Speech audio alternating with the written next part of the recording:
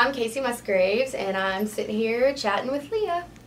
I don't know if you were told this on the way over here, but every one of us, we are hardcore fans of yours. Oh, thanks. We love you, love your music, love your songwriting, love your style. Everything about you is so great. Thanks. I appreciate that. I often wonder when and what's really cool is when you find somebody who writes stuff that you just immediately relate to. It's like you feel like you instantly know them. Mm-hmm. So who, when you were coming up, who were you listening to as a songwriter that you thought, I feel like I know that person?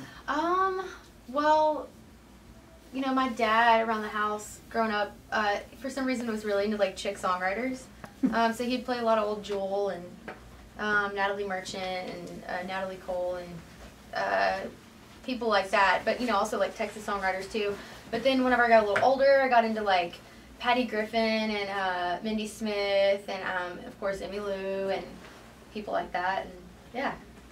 Now, do you just stick to writing songs, or are you a story writer as well? I mean, you tell stories in music, but do you pen other things? I've done a little bit of like, I used to do like a little bit of poetry, I guess, you know, and I think whenever I was younger, that's what turned into songs, you know, but mainly I just stick to songs that hopefully tell stories. Yeah, yeah. Well, when you can take that, because it is poetry. I mean, writing songs is poetry, just put to music.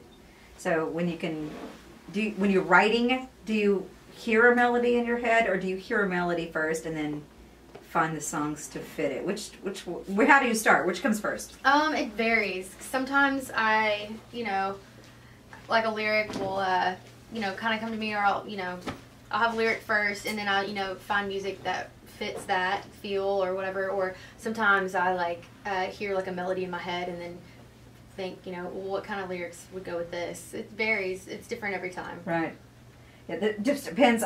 So many different people have like a method, and then other people are like, method? Yeah. Whatever comes out of me. If I'm like in the middle of eating a hamburger and then I have this thought, I need to write it down. You absolutely have to write it down, or it's going to be, or for me anyway, it's gone pretty much forever. I have to like immediately get it on paper or record it. So sometimes like whenever I'm like almost asleep, and I'm like that point where you're just like right between asleep and awake, and an idea will like pop in my head. You had a song and I'll just be like, I gotta get up and write it down.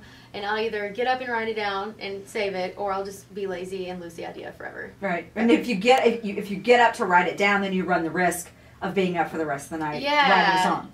Yeah, that's true. But then I guess it's like, do I want my sleep, or do I want a potential hit song? Yeah. What's more important? All right. Sorry, Elmo voice. This is probably gonna come back to haunt me, but I can for some weird reason do Elmo, kind of Elmo voice. So what would he say? I'm Elmo.